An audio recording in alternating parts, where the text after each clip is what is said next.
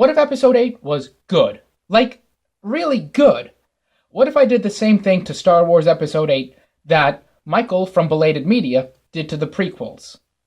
We start with a similar opening crawl describing how immediately after the destruction of Starkiller Base, Snoke ordered the First Order to follow the Resistance to their base and launch a counterattack to destroy the Resistance. We continue in a similar fashion, except Hux doesn't fall for Poe's obvious taunts, and instead launches an all-out attack on the Resistance fighters. The Resistance still holds off the First Order long enough to escape, still destroys the Dreadnought, and still takes heavy losses. After the battle, Leia still demotes Poe for his hot-headedness. However, there are a few more changes. Snoke then asks Hux if he tracked the Resistance, and Hux said yes. This is because the First Order always has a plan B, and they're on the same page. It helps show that these are competent villains. Second, Finn doesn't wake up from his coma just yet, because spinal injuries are quite serious. Also, it shows that Hux doesn't just fall for dumb, childish taunts, and that he's a professional. Now, back on Act 2, Rey is giving Luke his lightsaber. After some hesitation, Luke says, "Where did you get this?" To which Rey replies it was from Maz Kanata. After that, Luke says, "I guess you're here to train." And when Rey says yes, Luke says he can't help her. He walks away, going back to his hut, giving the saber back to her. Rey looks back at Chewie, and they follow Luke. See, I like the idea of Luke not feeling like he's able to train Rey, and that the Jedi should die. I just feel that it should be done in a much different way. You'll see how. Back in space, the First Order launches their attack on the Resistance. The fighter attack where Leia got blown out. However, instead of destroying the bridge with the Resistance command crew, they destroy a lot of smaller transports. Each of these transport had a few commanders. Many of them escape in escape pods, including both Akbar and Leia. Since a lot of escape pods crashed over the Radis, Leia is unconscious, but alive. Akbar, however, dies in an escape pod, as he was serving as a distraction, so plenty of the Resistance troopers could survive, as Akbar's a hero who gets his own scene being sent off, not just some off-screen death. Holdo is still put in charge while Leia recovers. And this is where a lot of the bigger changes start to happen. Poe walks up to Holdo, asking what the plan is. She says she can't tell him because she thinks there's a spy on board, and that's how the First Order found them so easily. After Poe pleads, saying that he can be trusted because he blew up Starkiller Base, Holdo says she isn't giving anyone special treatment and demands that Poe go back to his post. She pulls rank on him. Poe begrudgingly does so. Now, you see, this makes a lot of Holdo's actions later on a lot more justified. If she thinks there's a spy on board, that means that not sharing any information is perfectly okay. Back at his post, Poe meets Rose, who is also at her post doing her job. She's not shocking people who are trying to escape. That's not what a likable character does. She's working hard for the Resistance. She does open up to Poe about her sister, similar to how she did with Finn. And Poe, in response, Poe says, "I hope your sister didn't die for nothing," explaining that he thinks Holdo is the spy, and that's why she's keeping secrets. Rose explains all of the tracking technology that the First Order must have, and says that they need a hacker. At this moment, that's when Finn wakes up, right nearby, and he proposes that maybe Maz Kanata knows someone. Maz then gives them information about a hacker, who is someone who's a little bit different than you remember. And she states that he has a history with Han Solo. Rose states she can't go alone to find him, and says she wouldn't know where to go within the First Order ship when she's there. Finn says he can go, he's just gotta watch his back. I'm perfectly okay with him knowing where to go on the ship, because he used to mop it. That's fine. That brings back something from Episode 7. That's actually really good. So Finn and Rose still go on their quest, but that is going to happen a lot differently. Meanwhile, on Act 2, Rey is begging Luke to train her. Rey states that he is her only hope, and Luke states that as the one in charge of the Jedi Order that fell, he wouldn't be a good enough teacher. Then he hears a familiar voice. "Recognize her situation? Do you?" Luke then states that he couldn't even teach his own nephew properly, and he fell. Yoda then states, "Similar failings I had when I taught your father. Taught you, I still did. Too old, Rey is not." And then Chewie comes in. Wait, Han died for her? Luke then reluctantly agrees to train Rey.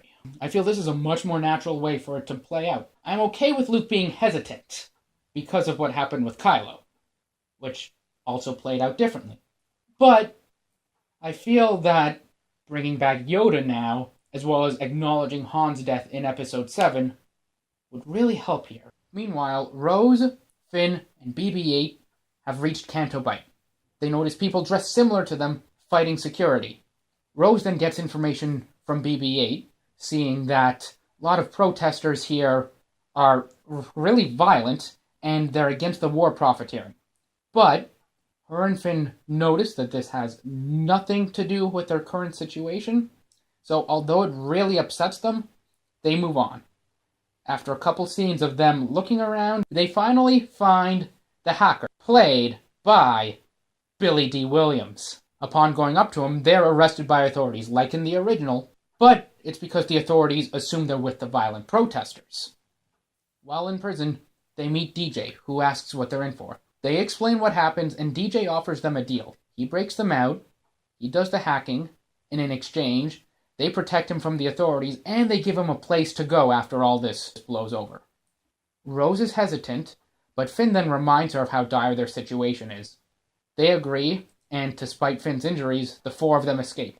I feel this is where we can give Rose a lot of action and show that she's actually pretty good in a fight, because she's got to make sure that DJ gets out, because he's part of the plan. She's got to make sure that Finn gets out, despite his bad back, because they need him to navigate. She's got to keep an eye on BB-8, and there's a lot of security around, so she's got to pull a lot.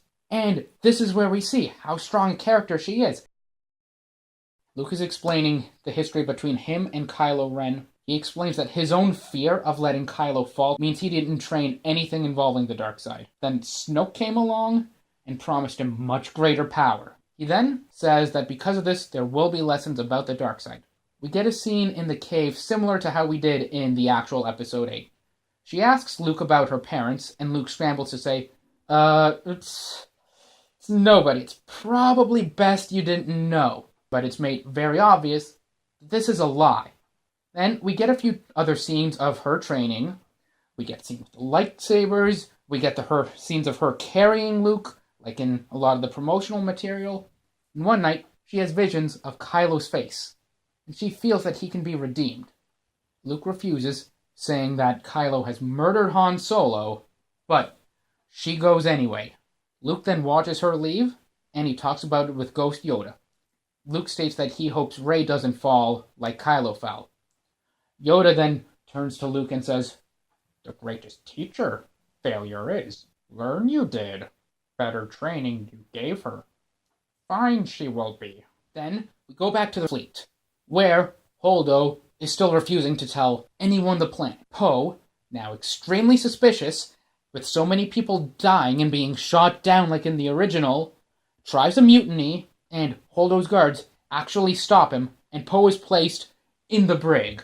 He looks out the window, and he just sees all these resistance fighters getting shot down. You see him cry. And then we cut to the scene of Rey confronting Kylo and Snoke. Snoke, like in the movie, says that he placed those visions for both Rey and Kylo, and he then uses the Force to throw Rey around like a rag doll, incapacitates her, and orders Kylo to finish her off. Kylo refuses, saying it's due to Rey's lineage.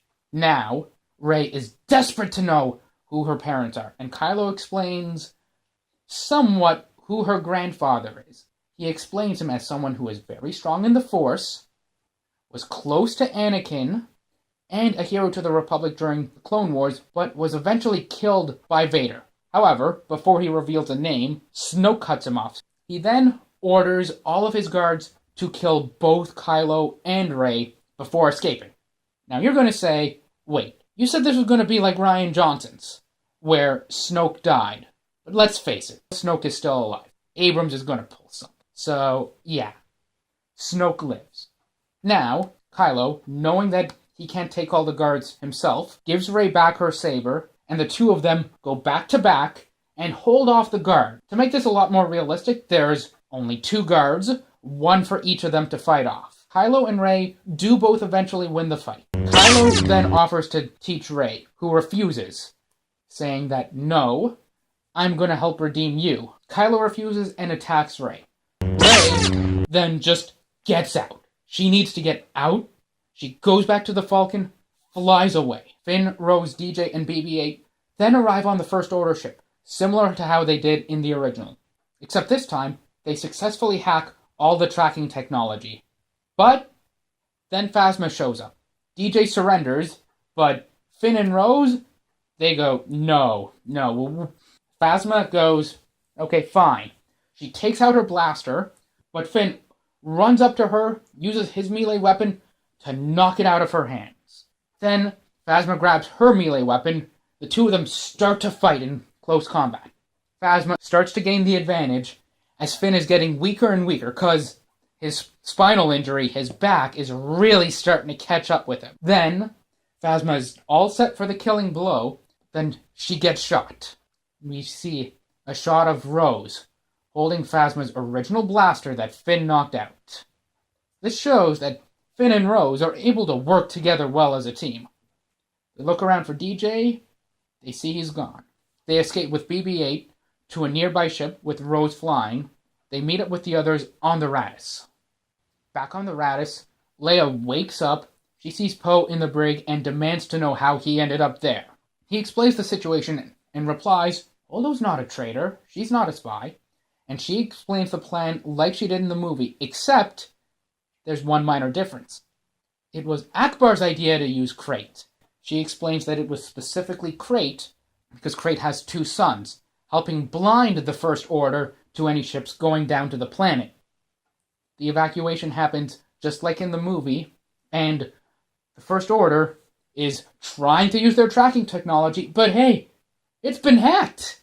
But then DJ at the last second points out, hey, look, they're going to the planet. Your trackers didn't pick up on it because someone hacked it. I don't know who. I don't know who did it. It definitely wasn't me.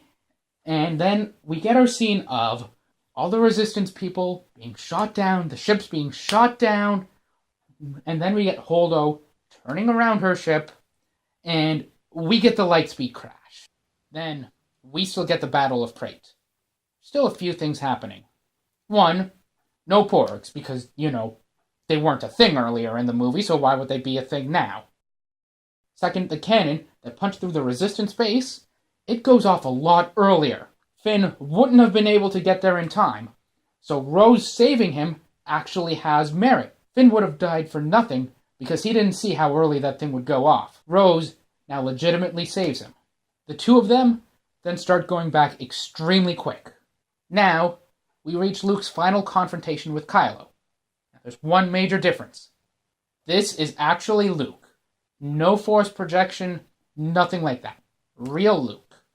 And when he walks out, Kylo still gives the order for everyone to fire at Luke, meaning that Finn and Rose are spared, because the guy who was going to fire at them was instead ordered to fire at Luke.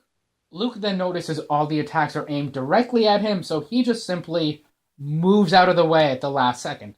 He dodges. Kylo then goes down to the planet to fight Luke one-on-one with the First Order closing in on the Resistance base. Luke wins the fight against Kylo and spares him, and he then uses the Force to tell Leia, evacuate. Get everyone out of here. I'm just holding everyone else off. Leia orders the evacuation. Now, the First Order is close enough to fire at the Resistance base with their walkers. They do so, and Luke uses the Force to block shots, similar to how Kylo stopped Poe's shots in Episode 9. Hux orders more and more shots to fire, while Luke continues to hold them back. But this is really strenuous, because these are shots from walkers, not just from guns. And there's dozens of these shots, all coming in. Luke is clearly sweating. You see veins popping out of everywhere. His skin is turning red. It is not good for Luke. He is just holding on. He's putting everything he can into this block, and he's still barely able to do it. The Resistance vehicles all then leave, and Luke sees this. He sees the vehicles leave. He sees everyone is safe. He sees Leia is safe. He sees Rey is safe. Poe, Finn, Chewie, everyone. Then he looks at Krait's two sons. And then he dies of force fatigue. The shots then continue to the now empty base. And Luke Skywalker, our hero, dies the same way Rian Johnson wanted. And then we have the end of episode 8. Now, not quite sure how you guys are going to respond to this, but if I reach 10,000 subscribers, I will make a sequel. Alright? So, hope you guys enjoyed this. May the Force be with you.